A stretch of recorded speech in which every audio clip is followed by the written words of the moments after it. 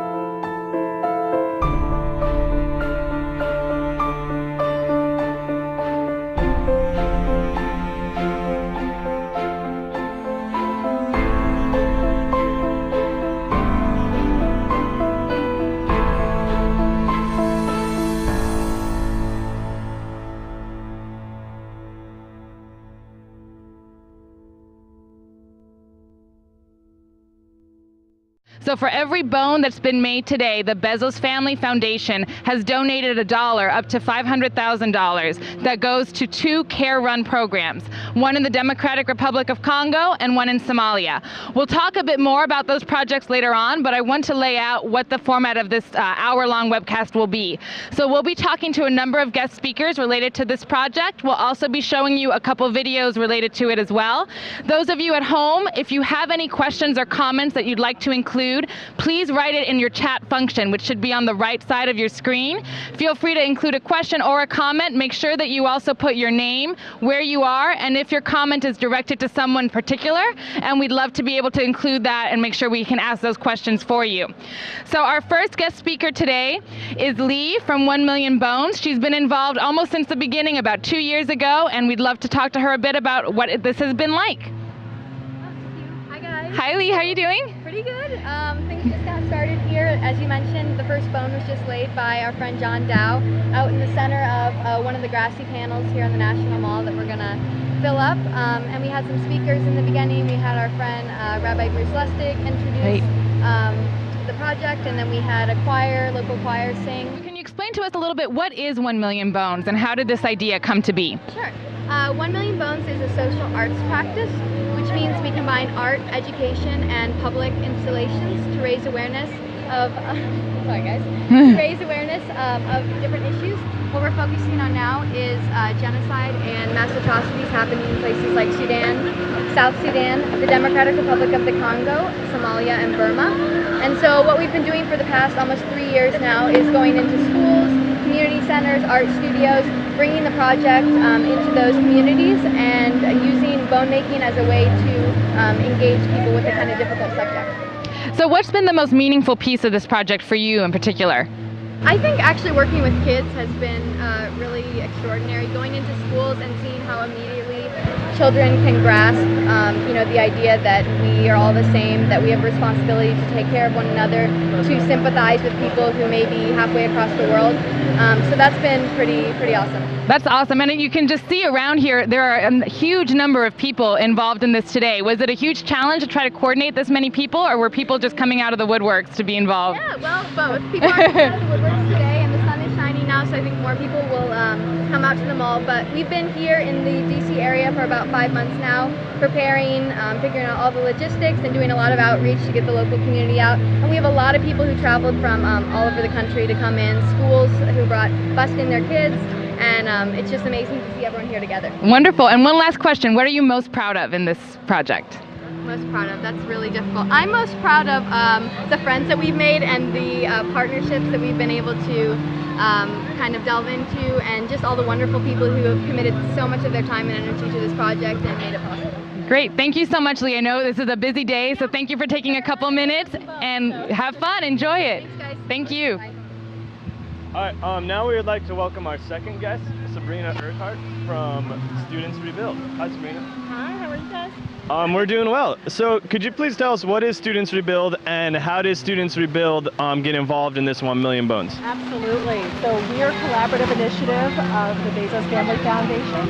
And so how we got involved, Students Rebuild, we have students and educators take what we call challenges.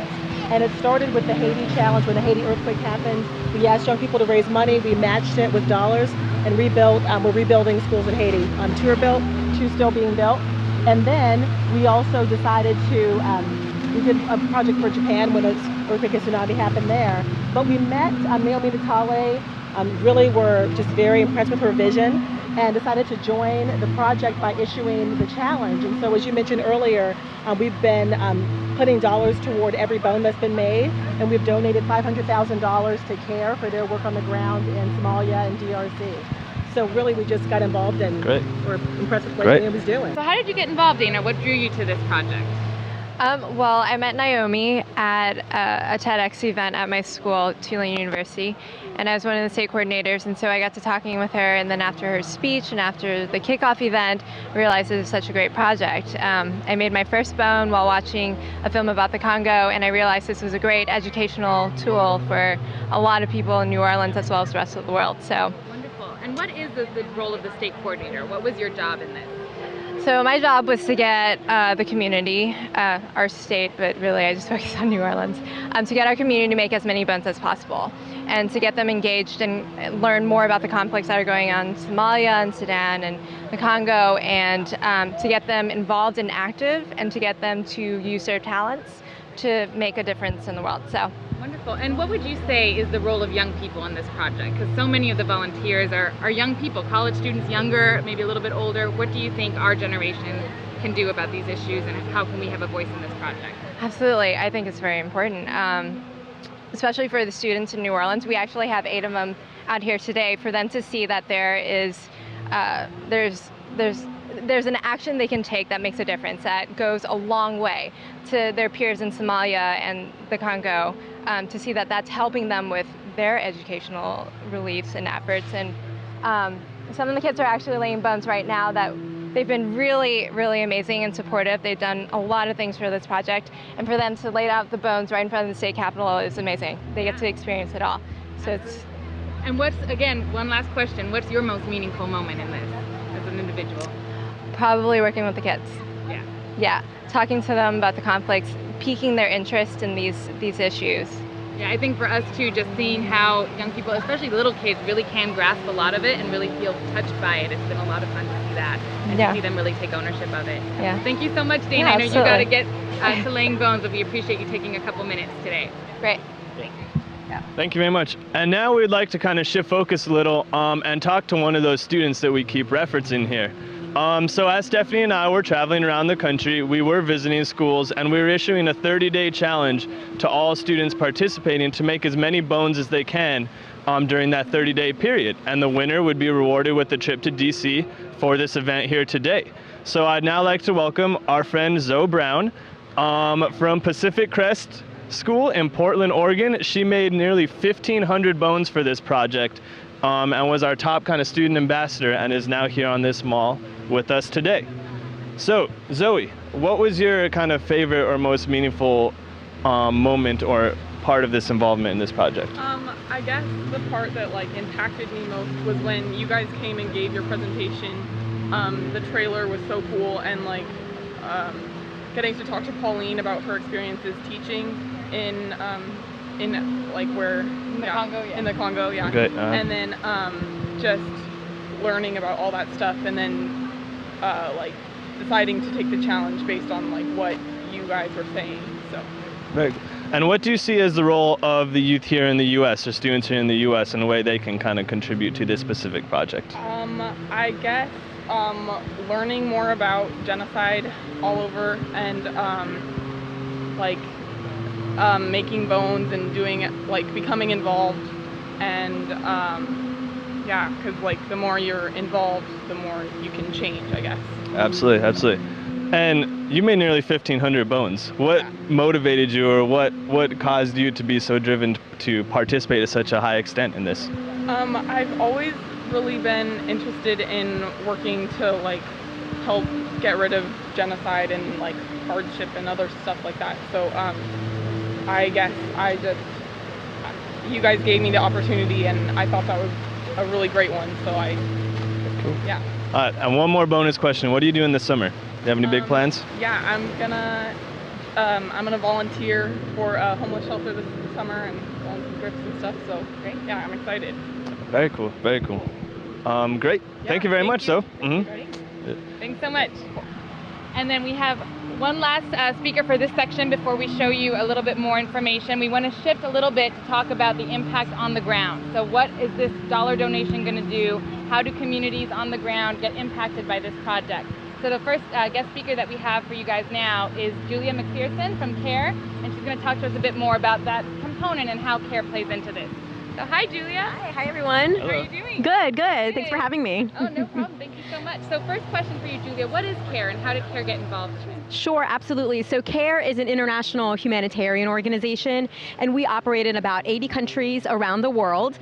We started right after World War II, when individuals were recovering from the war in Western Europe primarily, and so we coined the phrase the CARE package. So for any of you who've ever used the word CARE package, have ever gotten a CARE package from your family or friends, that's really where we started, where we were delivering important critical food and supplies to individuals recovering from war. And over the years, we operate in about 80 countries. We have evolved into really looking at the root causes of poverty, and that means empowering women and girls who are disproportionately impacted by poverty, creating programs that will provide access to things like education, health, microfinance, and we work in a lot of humanitarian sorts of contexts. So countries that are going through conflict, post-conflict, countries that are on a longer-term development spectrum. So we really are in some of the most important critical areas around the world where there are the highest needs. So for this project in particular, we are focused on the Democratic Republic of Congo and Somalia, two countries around the world that have really endured years of conflict and don't get a lot of attention in the press. And so this challenge has really provided us with the opportunity to raise awareness about what's happening in both countries and really create some momentum and help support some really critical programming that's changing lives every day.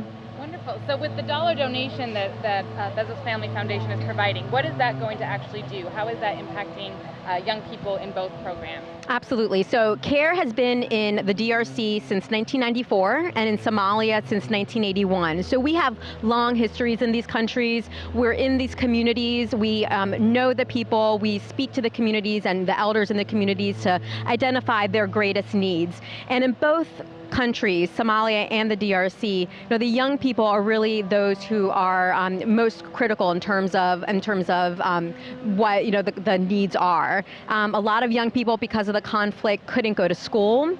They weren't able to develop any skills that they can turn into something that they can generate income for themselves and their families.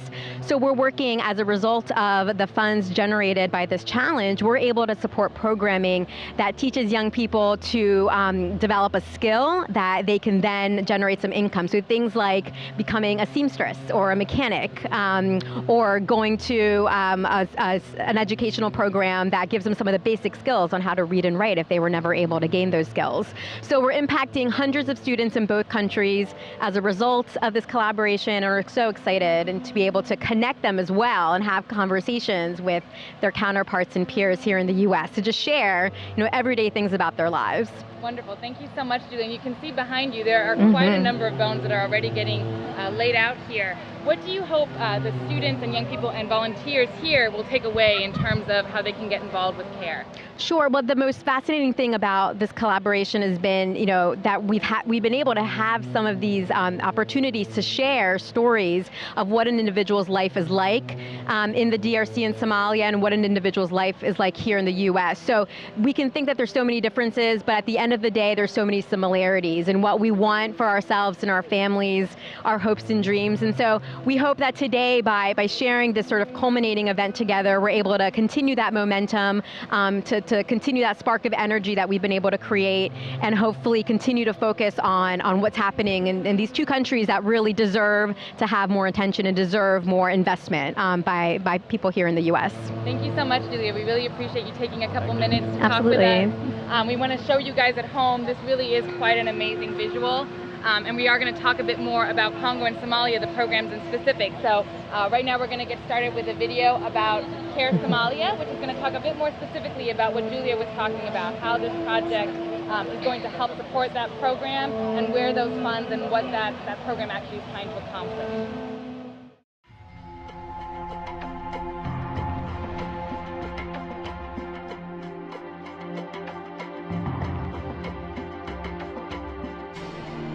For Somalia to be back on its feet, and for people and the youth to have hope, we are trying to make a difference through the provision of education and to provide a sense of belonging and a sense that other human beings care.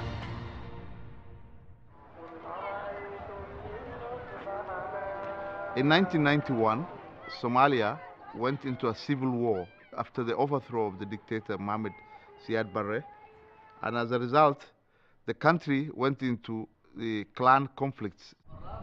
These clan conflicts made the country become very unstable and contributed to insecurity.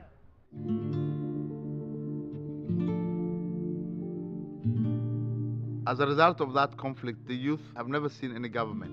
They have no understanding of what a functional government looks like. Anything that you will expect in a functioning society to have, like schooling, health services, water and sanitation, are not there in Somalia. 20 years old man here and never seen the central government, never seen law and order in Somalia. Because this young boy just know gun, how to kill people, how to detain people, how to disturb the security in the area. hadda ama kale markaan iska hadlo waxaa ka imid meel yiraahdo shabeellada hoose koonfur waxaa waa amni darro al-shabaab dhanadii waxbarasho la'aan bay ku dhacaysa ninkii aqoon lehna macnaheedu xirfadu ku shaqaysanayno shaqo heli maayo hay'adii dhamma kala xirmay waxba kala xirmay. The engagement in piracy, terrorism and forced migration are the only options that are available to the youth, because they do not have anything else that they look forward to.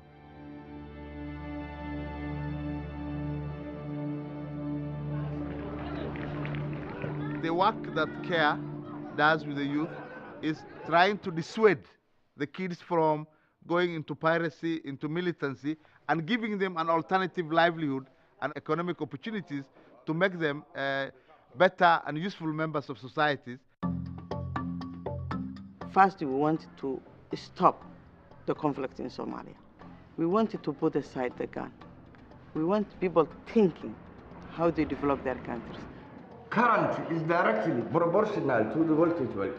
Giving them access to basic education services, and also to provide skills training like tailoring, auto mechanic, electrical, computer training.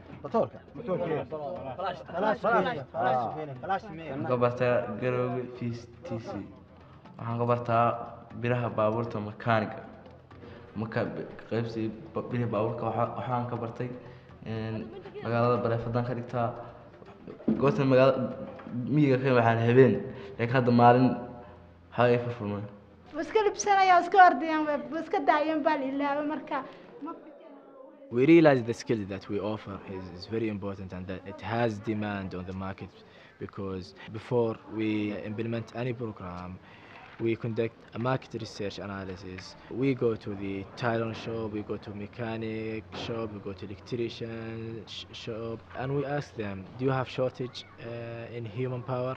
And they actually say yes. And while they're studying, we connect these youth with the potential employers.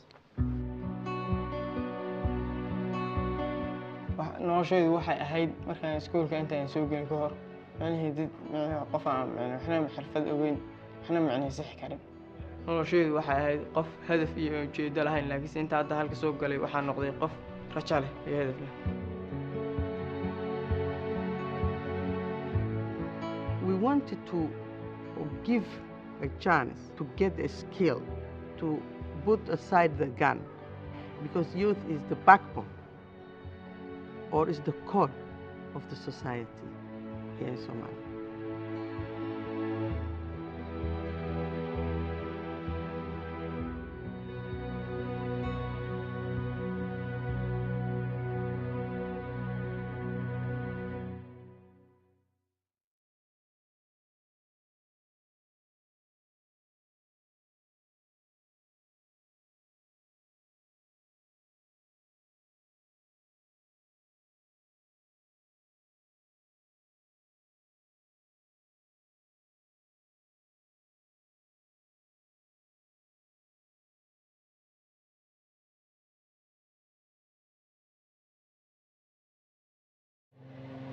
So that was a quick introduction to the work being done by CARE Somalia. Julia, was there anything else you'd like to add to that participants should know about? I'd love to. I mean, the video is fantastic. It gives you a glimpse of the fantastic work that our staff are doing, and you can meet some of the individuals that are being impacted by our programs.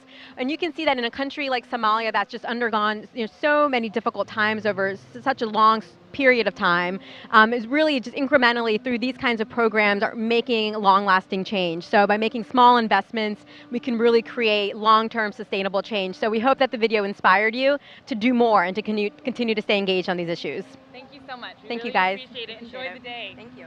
Thank you. Now we'd like to kind of give you a visual of what is happening here around us. As you can see, the bone laying process has started. Teams of volunteers all around the mall are laying out the bones one by one to cover this kind of long grass area here in front of the Capitol building. There's been amazing volunteer support this whole weekend. Stephanie and I have been on and off the mall since Thursday, and every time we've been here, whether it's 5 in the morning, 9 at night, there have been teams of volunteers preparing these bones and just working very hard to kind of make this whole event a success here. Yeah, and for me personally, I just think, I've spent the last year, and I know you've spent almost a year as well, Eric, visiting schools and trying to get as many people involved in this as possible. And it's just really exciting to see it all come to pass, that we did get the 1 million bones. We're actually over 1 million, so that's even better news. And just seeing the number of people that have taken not just a couple minutes, but hours of their time, sometimes days, to come and get this done with us today and over the last year with us, but even longer with 1 million bones. So it's really exciting to see this all come together. Yes, and now we'd like to kind of welcome a few guest speakers that can talk more about some of the communities that are directly benefiting from this project. So I'd like to bring on Michael Olandu. He works for CARE in the Democratic Republic of Congo, and he's going to tell us kind of a little bit about the work that's being done there. So Michael, what is the work that CARE is doing in the DRC right now? Well, in the DRC, CARE is helping women and girls to be able to get out of the routine trap of poverty and disease and hunger in which they have found themselves as a result of years of war. These are women who see their kids die before age 5, who are more likely to die during pregnancy or during childbirth. It's all because of the lack of basic amenities that could make life a little better for them.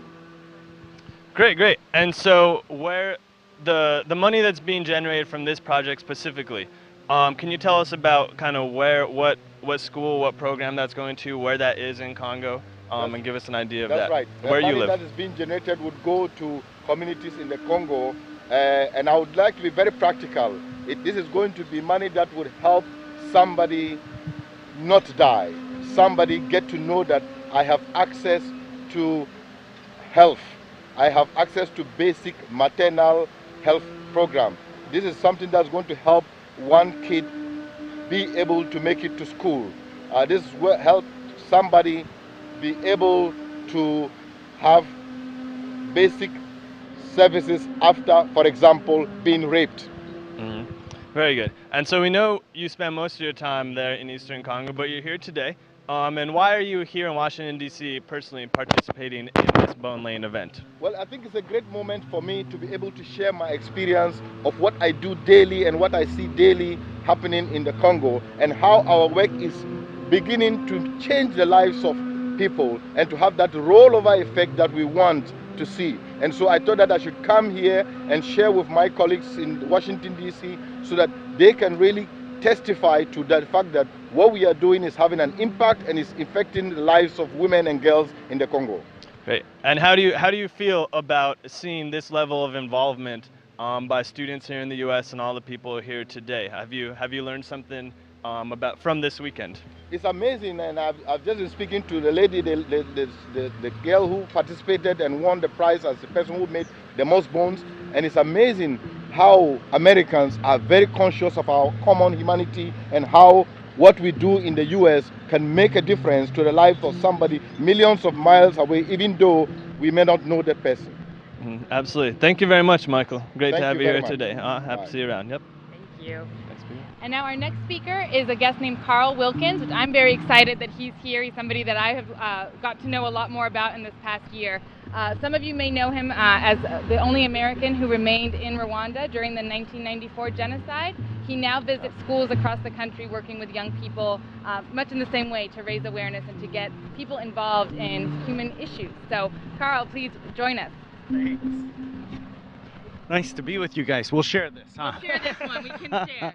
I can't believe when we came here this morning and I saw these piles of bones, I just had to pause for a minute before getting out of the car, because, you know, in Rwanda for years after the genocide, there were the digging up of looking for family members. Just, you know, you had to know what happened to your grandma. You had to know what happened to your little sister. And so to come here and to see these bones was just, yeah, I got this big lump in my throat. And yet, as I've been meeting people here, they've been just incredible. This one girl I met here, she went on volunteer.org a couple weeks ago and she found the website, knows nobody else here on the mall. She lives about 20 minutes away, but she came down today to lay out bones. And this other lady, her parish was making a family, I don't know, do you think about bone making as a family activity? But there's this other lady here who little kids were, you know, forming bones, and kids were looking up bones on their iPhone at their parish as they were making it. It's just been so I mean, what I'm trying to say is, from the overwhelming emotion of the stack of bones to start to talk to the people and hear their stories, it's just been an incredible day, and it's just barely begun. I know, absolutely, and I agree with you. It's been really meaningful to see this actually come to pass. So, you know, months ago when you were first approached about getting involved in this, we didn't know quite what this was going to look like. What drew you to this project? Why did you want to get involved? Well, Naomi, you know, we'd met her, and when she had done this project with cradles to raise awareness about infant mortality, we're like, wow, how creative. And now this, I'm like, bones, okay. You know, for me, that was really gruesome and hard. But as we got involved in the project 2 years ago in August and laid bones down in Albuquerque, and it was just such a human experience as we were laying the bones down. And then we started seeing, we've been traveling around the schools, and as students, people who'd never be involved. I met this guy with a pith helmet earlier today, and I'm like, can I talk to you? And how'd you get here? Well, my wife's the problem, he says. And his wife is a pottery maker. And so she, you know, she saw it online, Million Bones. So the thing is, it's drawn in people that I think would never. And so, yeah, I'm like, hook, line, and sinker sold on this potential of art to draw in people. And then you really remember it, as Teresa and I have made bones. Teresa, you should come here for a minute.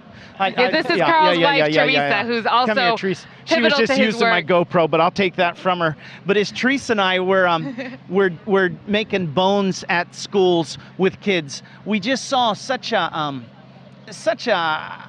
new level of interest, and I guess a level of relevancy. And I think it's that relevancy that's made a huge difference. Absolutely. So for both of you, really, what do you think is the most meaningful point of this weekend, of what you hope people will take away from being involved or from seeing it online? What do you hope is the message they walk away with?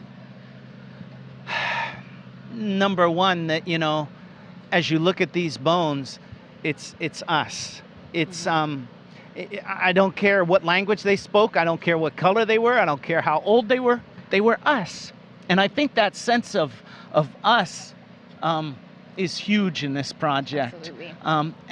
And while at the same time, we're going to walk away with this sense of loss of so many people that didn't have to die. It was preventable. It wasn't a hurricane. It wasn't an earthquake. It was preventable.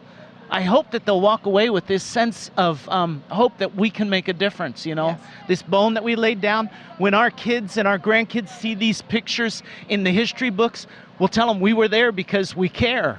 And I think that's a big message, is when people walk away, you find like it's this girl who didn't know anything about the project until 2 weeks ago. Absolutely. But she's here, or this guy whose wife drug him along, but and there's people that care. And I think that's a huge thing. And I don't know what you'd want to add to that. Just the simple fact of how much one person can do. Each of these bones was made by a person, and it doesn't take much. You can do a small part, but you can be part. Yeah. Absolutely. Yeah, we Thank all you got a both. part. Thank you guys, and for all that running around you did to schools, and all of you students who these guys are your heroes. Mine too. Oh, thank you very much, Thank you Carl. very much. Enjoy the day, Teresa and Carl. Thank you. And we want to talk also to one of those people that, like Carl mentioned, every person can make a difference. And this is Becky Lukens. She is Zoe's teacher at Pacific Crest Community School, came with her for this project. And we'd love to hear from you, Becky, as to what you think about this weekend. Well, I am completely inspired and really blown away. The opportunity that you all brought to us and to Zoe and her classmates is life-changing.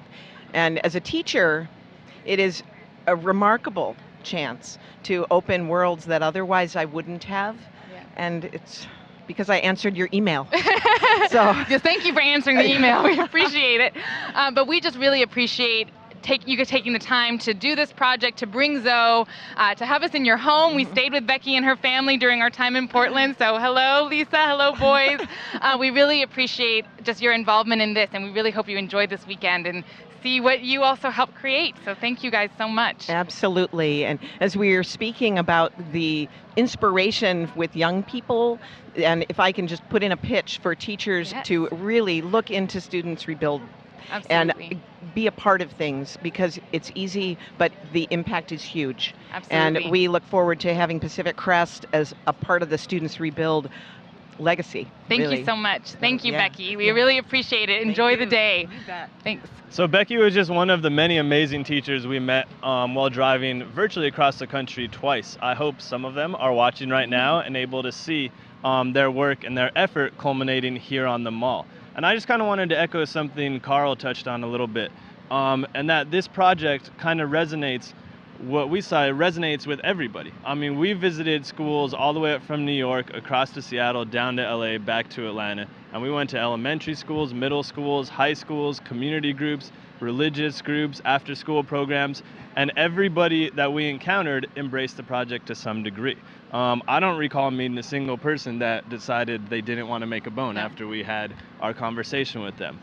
So that, for me, has been kind of the most inspiring and really coolest thing to see, is the large diversity of the students and the people that do, find some meaning with this and do find a drive to participate and create what we're seeing here today on the National Mall. Yep, absolutely. And I know we have one last speaker who is one of those people that has really made an impact with this project. We're very excited to have him with us. Eric, would you please come up?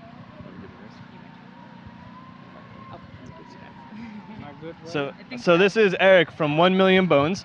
He's been working with them for nearly 2 years. And so Eric, how did you become involved with 1 Million Bones originally? 2 years ago, when we came here in this country, we were not able to speak English. We were given some people to help us learning English, and my niece's instructor had a friend who was working with 1 Million Bones, and she told me about it, so I went to see them at the office. That's why I got connected with them. Very cool. And why are you here, and how are you participating today with this this event? The reason I'm here is to share my story and also as a survivor of genocide or massacre, and also to talk about what 1 million bonds has been doing. It's really touching to see people, especially to see people like when you come from countries like Congo.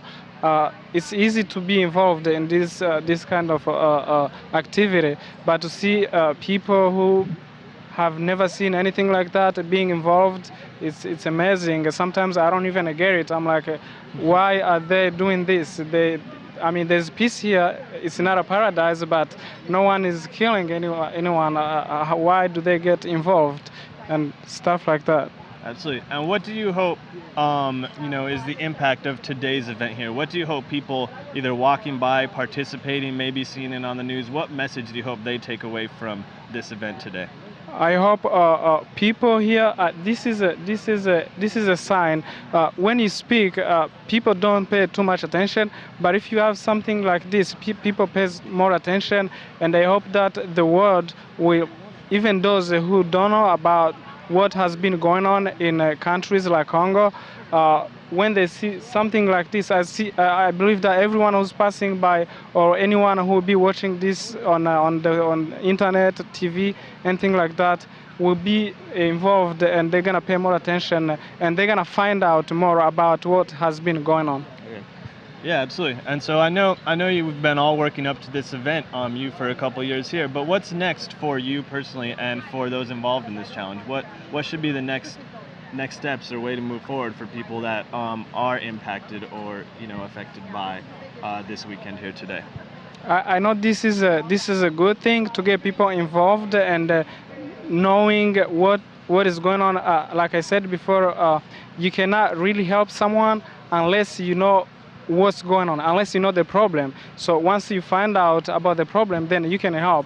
And this is to tell people the problem, and then I'm sure people's gonna find out about the problem, and then they're gonna help. And I'm sure what's gonna happen next, people will take the next step after they know what's going on. Personally, I wanna go back in Africa, in Congo, around the world, just speak about it and help do whatever I can. Absolutely. Thank you very much for your time, Eric. Thank you. Mm-hmm. Thank you so much, Eric. Just again to remind anyone, or if you're joining us late here, this is the Students Rebuild 1 Million Bones webcast, and we are broadcasting here from the National Mall in Washington, D.C. As you can kind of see a little bit behind me, the bone laying process has already begun. There are hundreds of volunteers right now, all laying down the bones one by one on the National Mall stretch between the Capitol building and Washington Monument.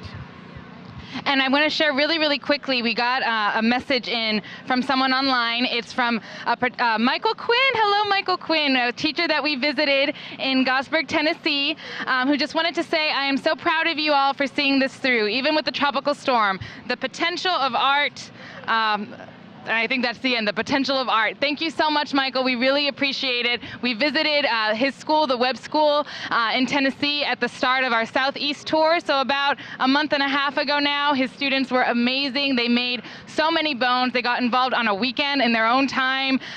Wasn't required. So we really, really appreciate your work and all your students. So please say thank you for them and tell them their bones are here. They're here, they're on the mall, they're getting laid now. So thank you for your involvement, and thank you everyone else watching who has gotten involved in one way or another.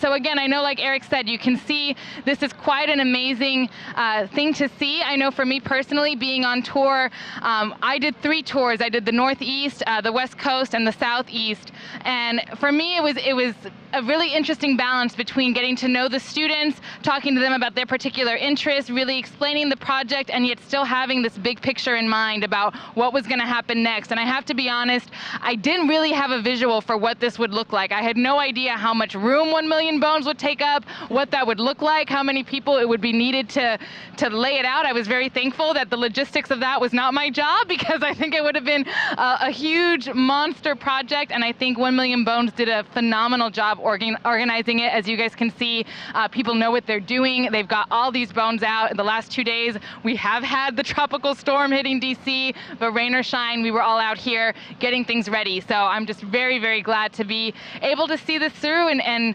very proud to be involved, very proud of everyone that I met on tour. Thank you guys for taking the time to care and to participate and put a little bit of time into other people who you'll never meet potentially, who you may not know, but who are human beings and who have the same right to dignity and to safety and well-being that we have as well. So thank you all.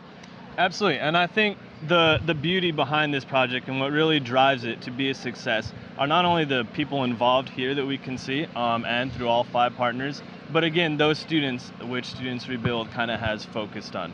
I mean, it really is an effort of peers here in the US learning about their peers around the world and supporting their efforts. So it's students helping students, and I think that's a very kind of important and key piece for not only us, but all of you that have participated to realize.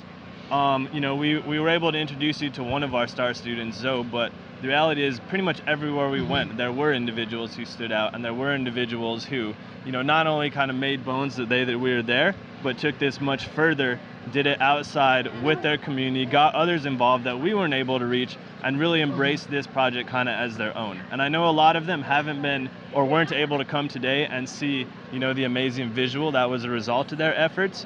But we do appreciate that very much, and it has contributed an amazing piece to this project, and that ownership that you have taken upon yourself is what really kind of this is about and what this is aiming to do. Absolutely. And we have another guest we'd like to bring on, a very personal guest. This is Pauline Zerla, who's one of our team, the Students Rebuild and Global Nomads group team. She's been working in the DRC, so we'd love to talk to you a bit more about your experience here and in the Congo, Pauline. Well, thanks, Stephanie. Hi again, and hi, everyone. I'm so excited I'm here. It's been 18 months. I can't believe we all here. And actually, since the webcast started, I can tell you, we probably did lay down a couple thousand bones. So this is very exciting. And I'm just going to run out and lay down some after this. But I think that what I really like about this project is maybe a bit different, because for Students Rebuild, I was living in Eastern Congo all of last year and some of this year. And so the reason why it was really important is I have a message from the Congolese students we work with, and that Student Rebuild is helping. And the way they feel about this is really that they feel that people have their backs. And I think that's important. On Tuesday, as soon as I can get my hand on a computer, I can tell you I send them pictures of what's going on today. And they're gonna really feel like you all have supported them. So I wanna thank everyone who's been here for 2 days in the rain. It's just been really great. And also, speaking of rain, I think it's getting there. So I also kind of wanted to ask a question to Eric and Stephanie, who've been involved in this for so long. And I don't know if you noticed, but they asked everyone what their best moment was. So I kind of want to know, if there is one thing you guys gonna take away, what is it gonna be? Oh God, I think for me, it's not one moment, it's a number of different moments when we would have a student come up to us and say thank you for coming, or especially the students that never spoke up, that, you know, you thought maybe were asleep in the back row or not really paying attention, but you thought, oh well, you know, it's okay, they don't have to. But that was almost always the student that would come up afterwards and just say very quietly, you know, I really appreciate this, I'm really excited to get involved, what else can I do? And I think for me that made this worth it. It's, you know, it was a hard job. We were on the road 9 months, you know, new places almost every day. So it was tiring, and it was long, and it was, you know, we were on our own for a lot, but that made it worth it to me, because that's what I signed up for this for. That's what I thought was important, and something I would have loved to have been involved with at my school as well, or, you know, as a high school student, as a middle school student, or even younger. So I think those little moments are what made it really special for me, and why I'm very proud to be part of it. And I could rattle off a few dozen moments probably just about driving behind the scenes and being with these two here and our trailer back here. Yes, our beautiful trailer. But in terms of the project, I think kind of my favorite moment, or what we participated in, was seeing kind of the level, you know, the change in students' attitude and their knowledge when we first arrived to start the event or start our presentation, and afterwards when we left. You know, those of us that we did visit, you know, we asked early kind of in our presentation, who has even heard of these two countries we're focusing on, Democratic Republic of Congo and Somalia? And some students are very well... Sorry, he's too tall for me. Some students are very well, you know, kind of informed and educated on these countries and the issues going on there. But some schools, you know, maybe one or two hands shoot up and they don't really know much about kind of what we're talking about. And then that progresses, you know, through our 45-minute, hour-long discussion. By the end, they're coming up and they're asking very, you know, intriguing, difficult, and challenging questions to us that oftentimes we can't even answer. And I loved seeing that go from kind of very, you know, very little knowledge of what is happening to very high interest and want to know down to some details. And that really is kind of the whole goal of our involvement, Stephanie, my and Pauline's involvement here in the U.S. is to, you know, expose these students around the country to these issues and then get them just thinking kind of outside of their what they know there. Yeah. Yeah, and actually I have a quick question for you, Pauline, because you have seen kind of both sides, working in the Congo and then coming on tour. What do you think has been the most meaningful part, especially of working with students here in the U.S. who may be watching this now? I think for me what's been most interesting is actually to realize that everyone has just a common idea in the DRC, in Somalia, in the US, back in Belgium as well. It's just that we just want to try to make a difference, but alone is difficult. And just today, there is thousands of us here trying to make it through the rain. And I think that's really what I've seen, is that when someone puts their mind to something, we can actually do it, because we right now putting 1 million bones on the National Mall in DC. So that's just pretty great, isn't it? Absolutely. Thank you very much, Pauline. We'd like to welcome one more guest speaker on here. Katie McEwen from 1 Million Bones. There you go, Katie. Hello, Katie. Hi, everyone. Hello, all the viewers out in cyberspace. We're so excited that you're joining us via webcast, and we're so grateful to have everyone here witnessing and participating and being an important part of this project. And it's truly humbling and unbelievable here, and we're so happy to have you. Absolutely. Katie, can you tell us what is your role with 1 Million Bones, or and how long have you been working on this? What isn't your role? I've been with 1 Million Bones. My official title is National Liaison. I wear many hats. I've been with them for almost 3 years, and I do a lot of the national outreach, national coordinating outreach, and anything and everything that needs to get done. Yeah. Absolutely good. And with regards to this weekend, what has been kind of the biggest challenge that you guys have faced? It has to be for sure the weather. Absolutely. Yeah. It's in a way, I think it's beautiful, and it's very humbling to lay bones in this kind of weather. And someone said the other day, well, you know, if it does rain, it'd be beautiful, because, you know, only God will know who's crying and if it's rain or if it's tears. And this really is truly humbling. On the logistics side, it's put a little bit of a pep in our step to stay on top of the rain and stay ahead of it with tarps, but it's all worked out perfectly. Great, thank you much. I know we grabbed you as you were kind of walking down towards somewhere else, but I have one more question for you. Yeah, sure. How many hours have you slept since Thursday? Not enough. Like an hour? I think I've had about an hour and a half of sleep. Good. Well, thank you. We appreciate the hard work for sure. We appreciate you guys and all of you guys out there. We're so glad you joined us. Thank you very much. Sure. Thank you so much. Thank you guys so much. We're really excited. We have one more comment, I think, from Munford, Alabama, from Abby Kuhn. Stephanie, thanks for emailing me the picture from Munford Elementary School's bone box. I shared it on Facebook and the live stream. My students are so excited.